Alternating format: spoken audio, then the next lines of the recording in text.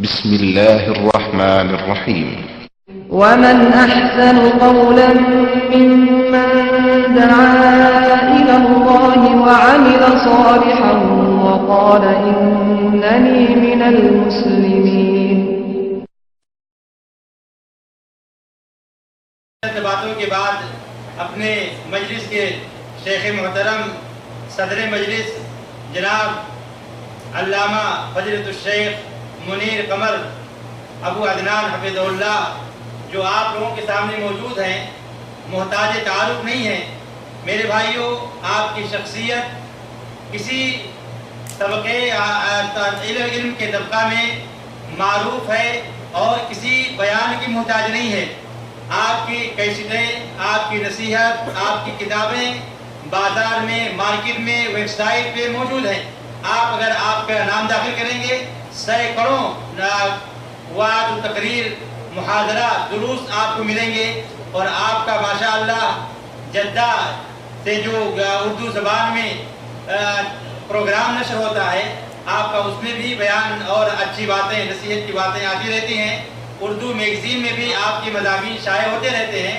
ماشاءاللہ آپ کی خدمات بہت ہی زیادہ ہیں. اللہ سے دعا ہے کہ ان خدمات کو قبول فرمائے اور آپ کے علم میں اللہ رب العالمین برکت عطا فرمائے. انہی چند باتوں سے اپنی بات ختم کرتے ہوئے شیخ موصوف کو دعوت دیتا ہوں کہ آپ نصیحتانہ کلمات سے، دعائیہ کلمات سے ہمیں نوازیں. اللہ آپ لوگوں کو، آپ کو جزائے خیر دے. ان الحمد لله نحمده ونستعينه ونستغفره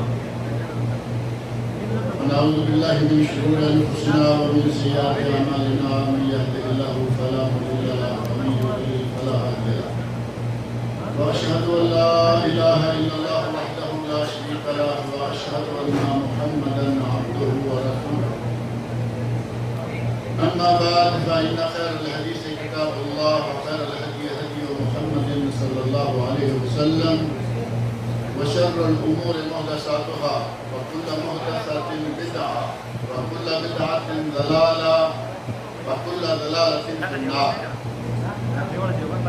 رب اشرح لي صدري ويسر لي أمري واحلل عقدة من لساني يفقهوا قولي. رب أعوذ بك من همزات الشياطين وأعوذ بك رب أن يحضرون.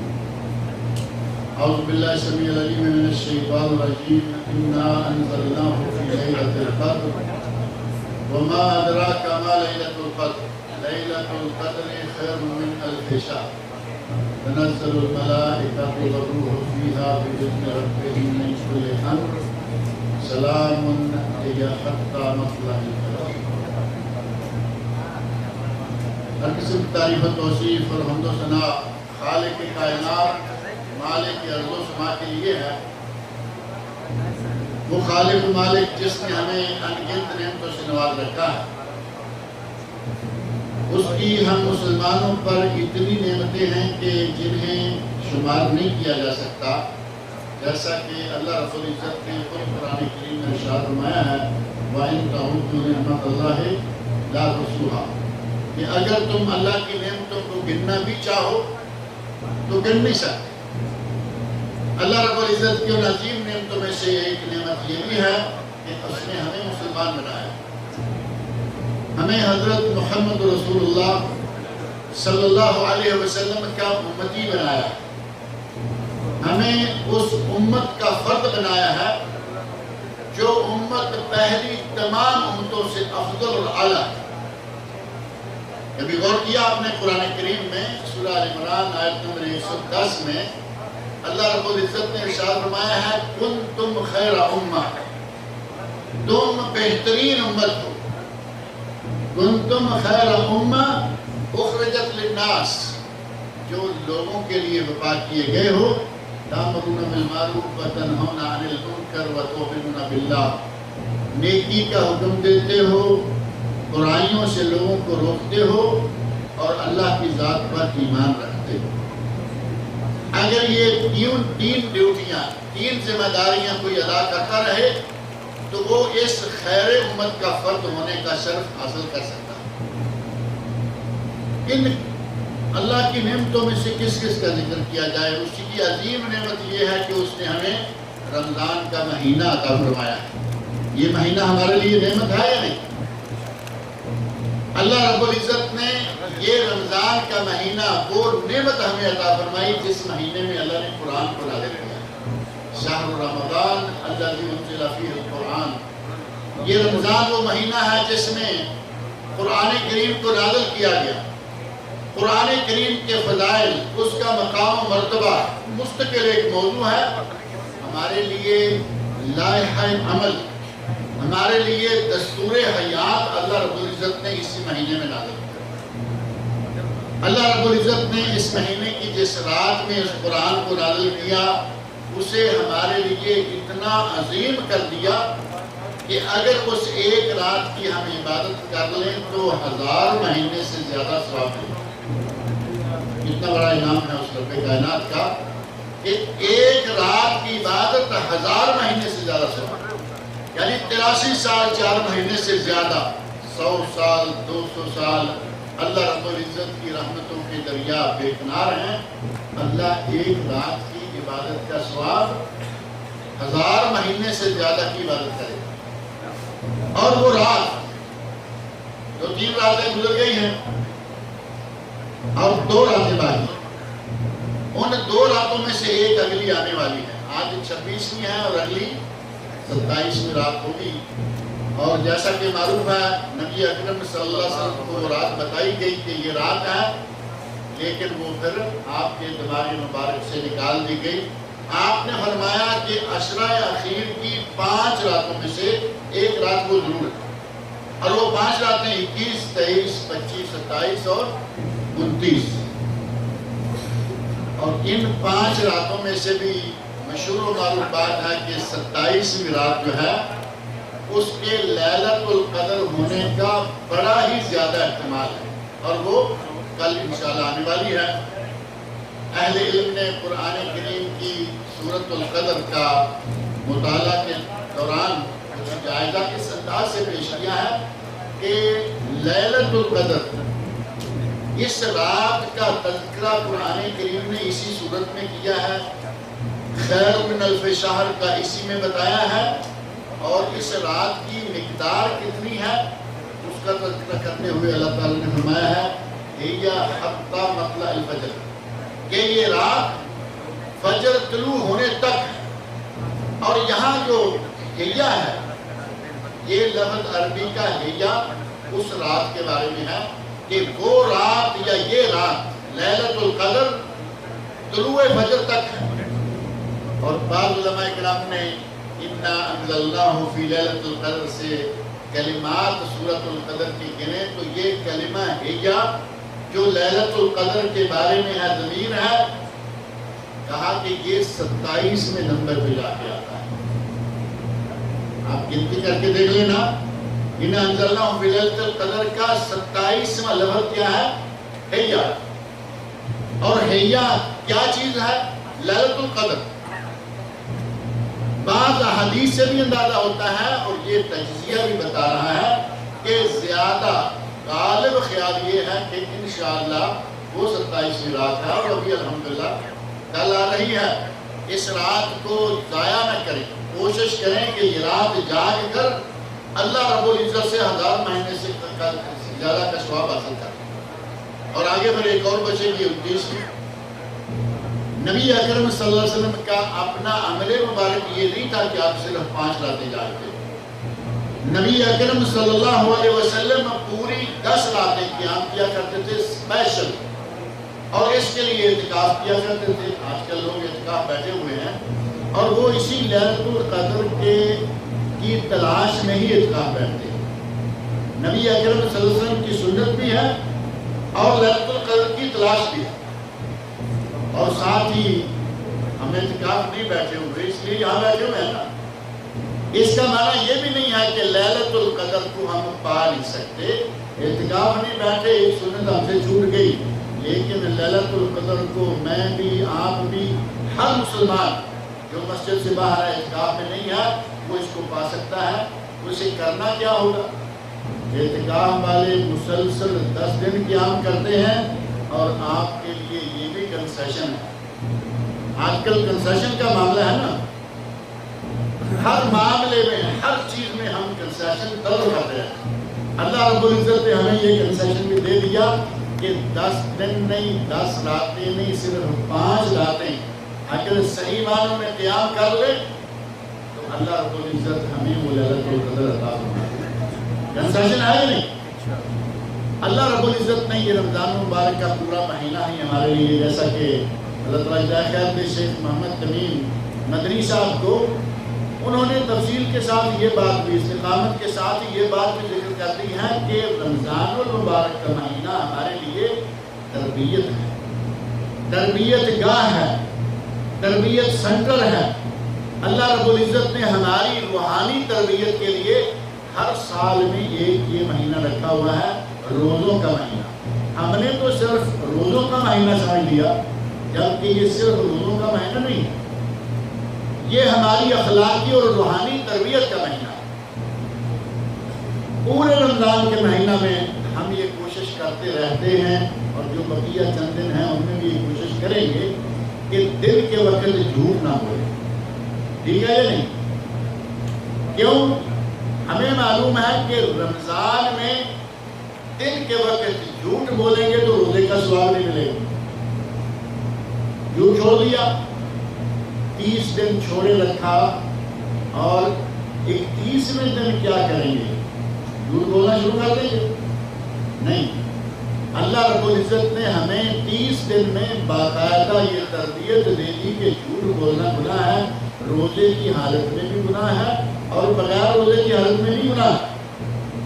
یا رات کو جھوٹ بولنا جائز ہے؟ کیا کہتے ہیں آپ؟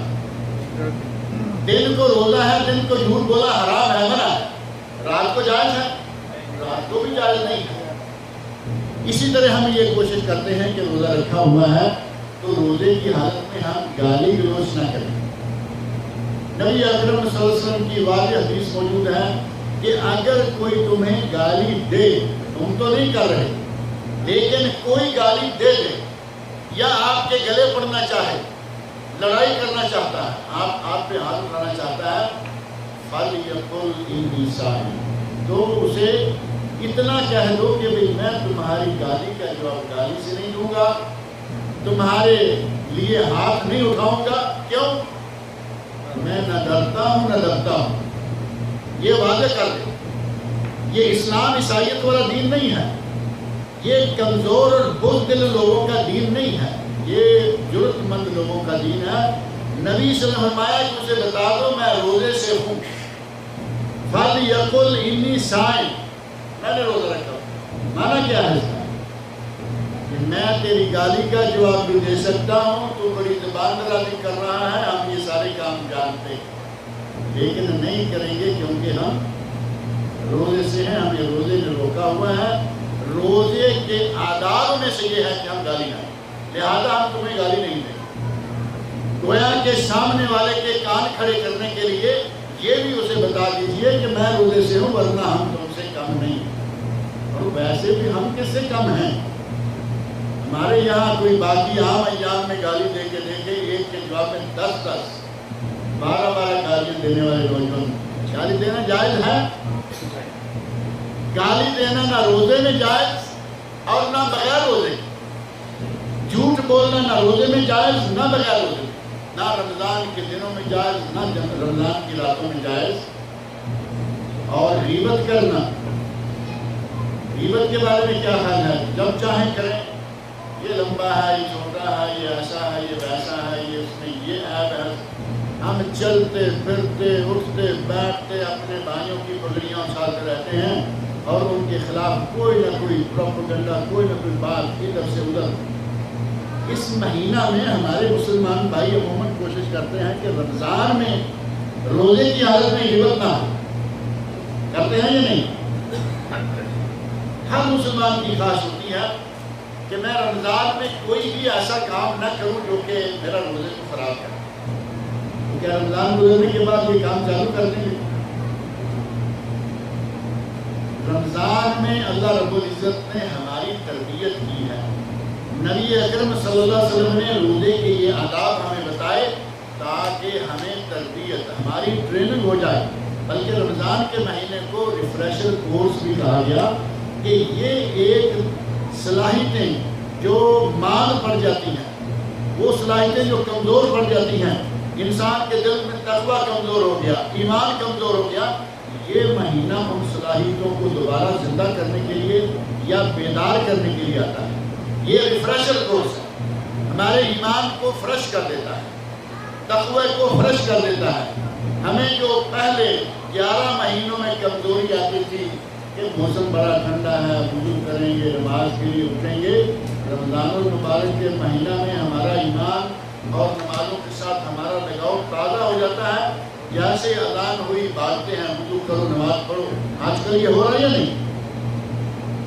شیخ تمیم نے بتایا ہے کہ رمضان المبارک کے مہینہ میں عبادت کا ایک سما ہوتا ہے، اور واقعی مسئلے دیکھیں، جیسے جیسے رمضان پیچھے ہٹتا جا رہا ہے، مسجدوں کی پیچھے والی سمیں خالی ہوتی جا رہی ہیں۔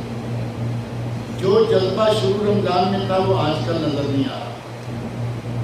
اللہ رب العزت ہمیں پکے نمازی بنا دے، آمین۔ نمازیوں کی کچھ اقسام ہیں، اگر ہم تھوڑا سا اس پر توجہ دیں تو بڑی آسانی سے سمجھ سکتے ہیں۔ ہمیں رمضان المبارک میں یہ تربیت حاصل کرنا تھی کہ ہمیں پکے نمازی بننا ہے، اور ایک جملہ بڑا معروف ہے، ترجمہ تو شیخ نے اس کا کر دیا تھا، میں آپ کو جملہ پورے ترجمے سمیت سنا دیتا ہوں۔ کسی نے کہا ہے کن رحمانیا ولا تکن رمضانیا، رحمانی بنو، اللہ والے بنو، رمضانی نہ بنو۔ رمضانی کیا ہے؟ 11 مہینے نماز نہیں پڑھتے، 12 مہینے نماز پڑھ رہے ہیں، 11 مہینے زوردار طریقے سے جھوٹ بولتے رہتے ہیں، 11 مہینے میں چھوڑ دیا، 11 مہینے غیبت کرتے رہے، 12 مہینے میں چھوڑ دیا، 11 مہینے میں یہ کرتے رہے، 12 مہینے میں چھوڑ دیا، تو صرف رمضانی ہوئے نا، یعنی ہم ہیں رمضانی مسلمان۔ ہم سے مطالبہ کیا ہے؟ رحمانی مسلمان بننے کا، ہم اللہ والے بنے، رمضان والے نہ بنے۔ اور کسی نے کہا بیس القوم قوما لا یعرفون اللہ الا فی رمضان، بدترین ہے وہ لوگ جو پورے سال میں سے صرف ایک مہینہ کے لیے اللہ کو پہچانتے۔ یہ کتنا عیب ہے کہ ایک مسلمان 11 مہینے اللہ کی پرواہ نہ کرے اور 12ویں مہینے میں اچھا بھلا مسلمان بن جائے۔ خوش نصیبی ہے کہ رمضان کے مبارک مہینے میں آدمی توبہ کر لے، جو ہو چکا ہے ہو چکا، ما فات مات، جو گزر گیا مر گیا۔ کم از کم رمضان کے مہینے میں آپ کو چاہیے کہ عہد کر لیں کہ انشاءاللہ رمضان کے بعد بھی کسی طرح جھوٹ کو چھوڑ کے رہیں گے، غیبتوں کو چھوڑ کے رہیں گے، گالی گلوچ سے جان چھڑا کے رکھیں گے، اور نمازوں سے بھی جان چھڑا لیں گے۔ کیا خیال ہے؟ لگے ہاتھوں یہ بھی جان چھڑا لیجیے۔ ہمارے یہاں تو پنجاب میں مشہور ہے 2 رکعت نماز عید الفطر، پنجابی ہے نا کچھ یہاں؟ ہے ماشاء اللہ، 2-3 ہاتھ نظر آئے ہیں لیکن ہوں گے۔ یہ پنجابی میں وہ بولتا ہوں جو اردو میں سمجھی جا سکے۔ 2 رکعت نماز عید الفطر، یہ پنجابی بھی ہے اردو بھی ہے۔ کیا خیال ہے؟ 2 رکعت نماز عید الفطر، کھالیاں سیویاں تے لت کے فکر، یہ ذرا پنجابی ہے خالص۔ یعنی ہمارا حال یہ ہے کہ رمضان المبارک میں نماز، 5 وقت کی نماز اور 6ٹھی نماز تراویح پوری پابندی کے ساتھ پڑھتے پڑھتے جیسے ہی عید میں 2 رکعتیں پڑھ لی اور عید کی سیویاں کھا لی، جان چھوٹ گئی، نماز بھی گئی اور ساتھ ہی سارا کام۔ یہ ہے 2 رکعت نماز عید الفطر، کھا لی سیویاں اور گئی فکر۔ میرے بھائی نماز کی فکر بھی جانی چاہیے، تراویح کی فکر گئی ٹھیک ہے، آپ 8 پڑھتے رہے، آپ 10 پڑھتے رہے، آپ 20 پڑھتے رہے، رمضان کے بعد تراویح نہیں ہے، ان کی فکر تو گئی، لیکن 5 نمازوں کی فکر تو نہیں جانی چاہیے۔ لیکن ہمارے یہاں نمازیوں کا عالم یہ ہے، ہمارے ایک کافی عرصہ پہلے ریڈیو پر ایک اناؤنسر تھے، بڑے معروف اناؤنسر نہیں بلکہ پروگرام دیا کرتے تھے۔ انہوں نے ایک مرتبہ تجزیہ کرتے ہوئے پنجابی زبان میں بڑے بہترین طریقے سے نمازیوں کی قسمیں بیان کی۔ کہتے ہیں کہ نمازی ہیں کچھ 8 کے نمازی، کچھ نمازی ہیں 8 کے نمازی۔ شیخ تمیم بتا رہے تھے نا، جمعہ کا دن آیا، نہائے دھوئے، مصلح کندھے پہ رکھا، اپنا مصلح، گویا کہ یہ عام مسجد میں نماز پڑھنے کو تیار نہیں۔ کئی لوگوں کو پوچھا گیا کہ بھائی یہ مصلح ضروری کیوں ہے مسجد میں، قالین ہے؟ کہ مجھے ذرا تھوڑا سا الرجی کا مارا، میں مصلح بھی اپنا لے کے جاتا۔ اور ایک وہ لوگ ہیں جو مصلح اس لیے ساتھ لاتے ہیں کہ پتہ نہیں مسجد میں اندر اب جگہ ملے گی یا نہیں، باہر کہیں ڈالیں گے، پڑھ کے آ جائیں گے۔ اور یقین جانے ہمارے مسلمان بھائیوں میں سے نمازی بھی ہیں، اس میں کوئی شک نہیں، لیکن جمعے کے لیے اتنے لاپرواہ ہوتے ہیں، جان بوجھ کے لیٹ ہوتے رہیں گے، مصلح اپنا تیار کرتے رہیں گے، ٹوپی دھو کے استری کر لی، ایک دم تیار ہو گئے جمعہ کے لیے، اور باہر کہیں جا کے مصلح ڈال کے پڑھ کے آ گئے۔ پوچھو کہ تم تھوڑا پہلے آ کے اندر ایئر کنڈیشن جگہ میں کیوں نہیں آتے؟ تو کہیں گے کہ ہمیں عربی آتی نہیں ہے، تو کیا کریں گے، سن کے کیا یہ معقول بات ہے؟ نبی صلی اللہ علیہ وسلم نے ارشاد فرمایا کہ جو آدمی جمعہ میں جلدی نکلتا ہے گھر سے، امام کے قریب آتا ہے، من غسل واغتسل وبکر وابتکر ودنا من الامام واستمع، نبی اکرم صلی اللہ علیہ وسلم نے بڑی تفصیل کے ساتھ بتایا، رات کو سنت پر عمل کرتے ہوئے صبح اٹھے غسل کرے اور غسل کرائے۔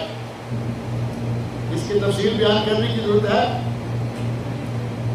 صبح اٹھے خود غسل کرے اور گھر والی کو غسل کروائے۔ اب بھی کافی ہے یا نہیں؟ شادی شدہ لوگ ہیں، سارے سمجھتے ہیں، غسل کرے غسل کروائے، جلدی مسجد کی طرف آئے اور امام کے قریب آ کے بیٹھے۔ نبی اکرم صلی اللہ علیہ وسلم نے یہ تفصیل بتا کے اس کے فضائل بیان کیے، اور ہمارا بھائی کیا سوچ رہا؟ جلدی آئیں گے تو سمجھ تو آتی، اس میں کوئی سمجھ والی بات ہے؟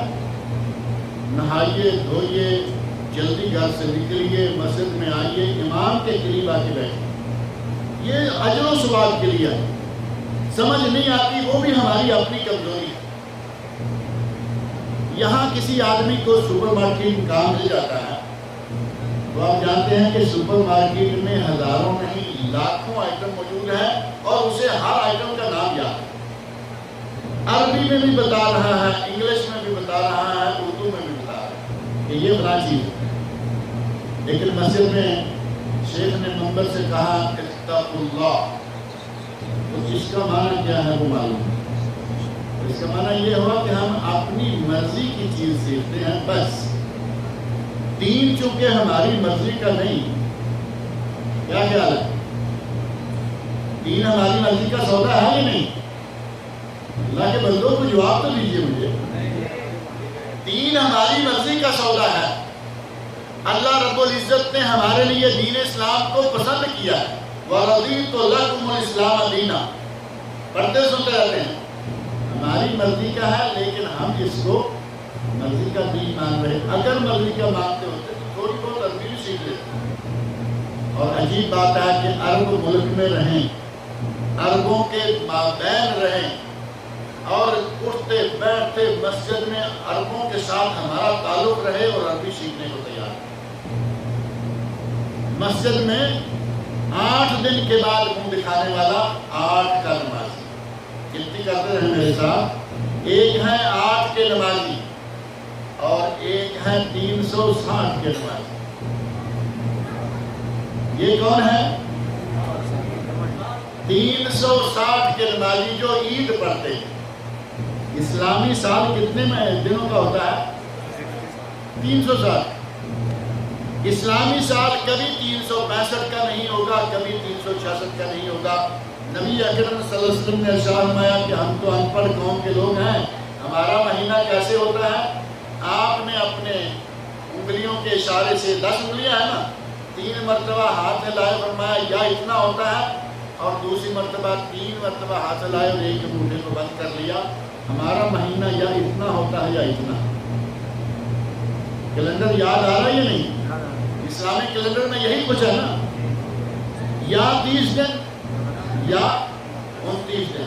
ہمارے یہاں کبھی 28 دن نہیں ہوں گے اسلامی، انگریزوں کا 28 بھی ہے، کہتے کہتے ہیں کہ 4 سال کے بعد جب لیپ کا سال آئے تو اس میں ایک بڑھا کے 29 کر دیتے ہیں. پہلے 28 3 سال، چوتھے سال 29 کا، اور کچھ 30 کے، کچھ 31 کے. اور آپ کے علم میں ہوگا کہ ہمارے پنجابی میں جو جنتری ہے اس میں ایک مہینہ 32 کا بھی ہے.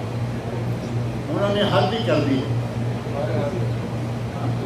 شیخ بتا رہے ہیں نیپال میں بھی ہے 32 کا مہینہ.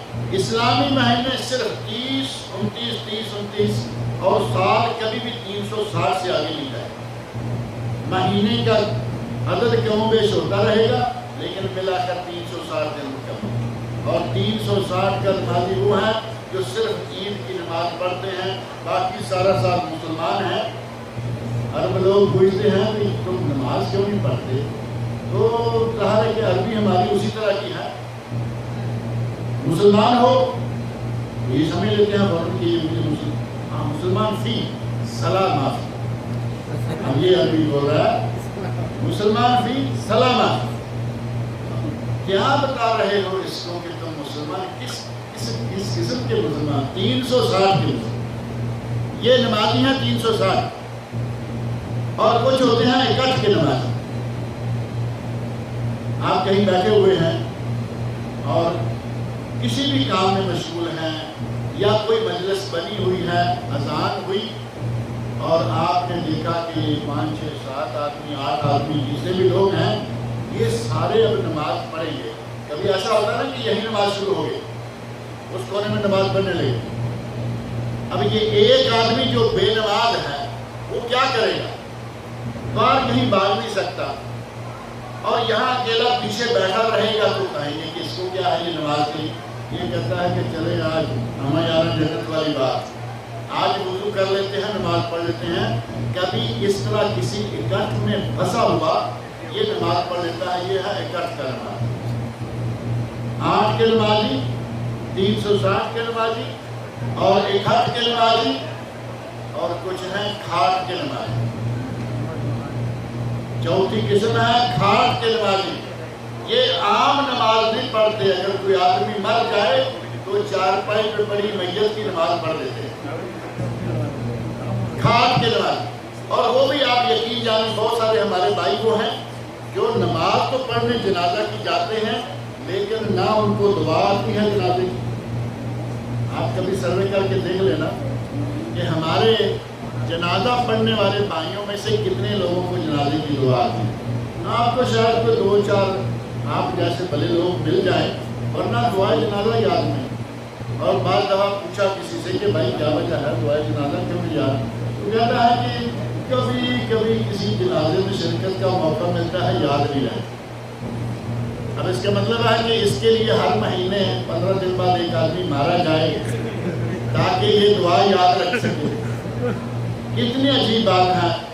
ساری عمر اپنی زبان نہیں سوکھنے دیتے کہ میں اپنی بیوی سے بہت پیار کرتا ہوں، میں اپنے بیٹے سے بہت پیار کرتا ہوں، میں اپنے شوہر سے بہت پیار کرتی ہوں، اور وہ فوت ہو گیا کیا تحفہ دے کے بھیجے گا.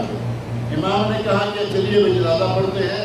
امام اللہ اکبر کہہ کے جنازہ شروع کرتا ہے اور یہ کھڑا کیا کر رہا ہے؟ یہ دعائے جنازہ یاد نہیں تو کیا کرے گا؟ یہ کھاٹ کے نمازی نہ دعا دے سکتے ہیں اور وہاں کھڑے ہو کر نہ کوئی دعا مانگ سکتے ہیں. یہ جاتے ہیں صرف نمبر لکھوانے کے. کیونکہ عموماً یہ ہوتا ہے ہمارے دیہات میں خاص طور پر ایسا ہوتا ہے کہ جو آدمی کسی کے جنازے سے نہ جائے تو اس کے کسی کے مرنے پر جنازے میں نہیں جاتے. اسے معلوم ہے کہ آج میں اگر اس کے باپ کے جنازے میں نہ گیا کل یہ میرے باپ کے جنازے میں نہیں آئیں گے. میرا باپ جو ہے بغیر جنازے کے دفنانا پڑے گا. ڈرتے ہوئے یہ کھاٹ کے نمازی نماز پڑھنے کے لیے. اور 5ویں قسم ہے نمازیوں کی. کہتے ہیں بتا ہی دیجیے 5ویں قسم. 5ویں قسم ہے کھاٹ کے نماز. اور یہ ہیں جو اسلام میں مطلوب ہیں 5 وقت کے پابند صوم و صلاۃ جس کو کہتے ہیں کھاٹ کے نمازی، جو ہمیشہ کم از کم 5 وقت کی نمازیں پڑھتے ہیں اور کوشش کرتے ہیں کہ بر وقت نمازیں ادا کی جائیں. یہ نہیں کہ جب چاہے شروع کر دی جب چاہے چھوڑ دی. یہ کھاٹ کا نمازی تو نہ ہوا نا.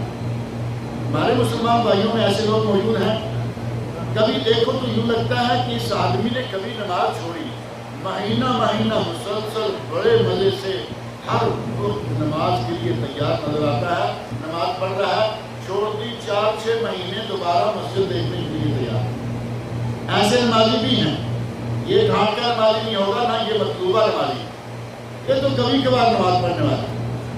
ڈھانٹ کا نمازی وہ ہیں جو 5 وقت کی پابندی سے نماز پڑھے اور کوشش کرے کہ باجماعت نماز ادا کرے، کیونکہ قرآن کریم میں اللہ رب العزت نے ارشاد فرمایا ہے ان الصلاۃ کانت علی المؤمنین کتابا موقوتا، مومنوں پر نماز 5 مقررہ اوقات میں ادا کرنا فرض ہے۔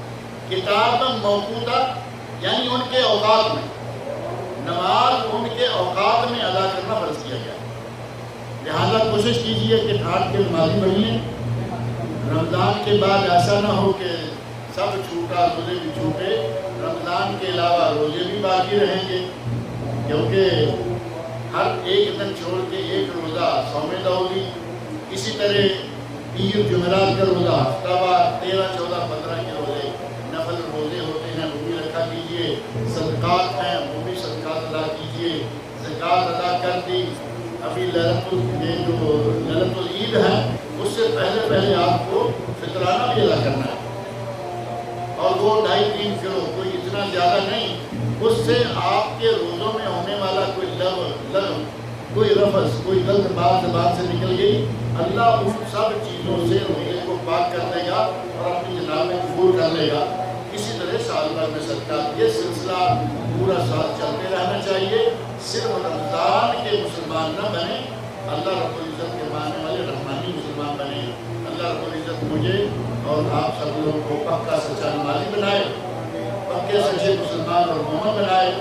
اللہ رب العزت مجھے آپ سب کو لیلۃ القدر پانے کی توفیق فرمائے۔ اللہ تعالیٰ ہمارا صیام و قیام قبول فرمائے۔ اللہ تعالیٰ مجھے اور آپ سب لوگوں کو نیک عمل کی توفیق فرمائے۔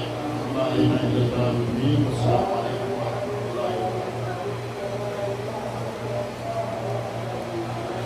جزاکم اللہ خیرا۔ میرے بھائیوں، شیخ محترم سے ابھی آپ بڑی ہی قیمتی باتیں سماعت فرما رہے تھے۔ ایک مسلمان کو اپنی زندگی کس طریقے سے گزارنی چاہیے، وہ اس مبارک مہینے سے کس طرح فائدہ اٹھائے اور کس طریقے سے اپنے اندر چینجنگ اور بدلاؤ لائے۔ یہ مہینہ میرے بھائیوں بار بار ہو سکتا ہے سب کو نصیب نہ ہو، لہذا اسے غنیمت سمجھتے ہوئے، اللہ کی طرف سے ایک نعمت سمجھتے ہوئے اس سے فائدہ اٹھانے کی کوشش کرنی چاہیے۔ اور شیخ نے جتنی باتیں ہمیں بتائی ہیں میرے بھائیوں، دل سے نکلی ہوئی باتیں تھی، اسے دل کے اندر جگہ دیں اور اپنی دنیا میں، اپنی زندگی میں اسے نافذ کرنے کی کوشش کریں۔ سنتے بہت ساری باتیں ہیں، اگر سن کر ہم ایک کان سے سنیں دوسرے کان سے نکال دیں تو ایسی باتوں سے اور ایسے آنے سے کوئی فائدہ ہم کو ہونے والا نہیں ہے۔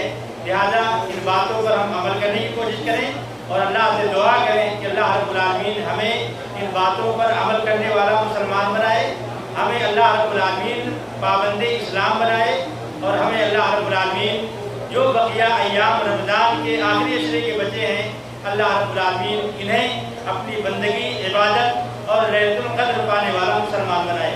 آمین۔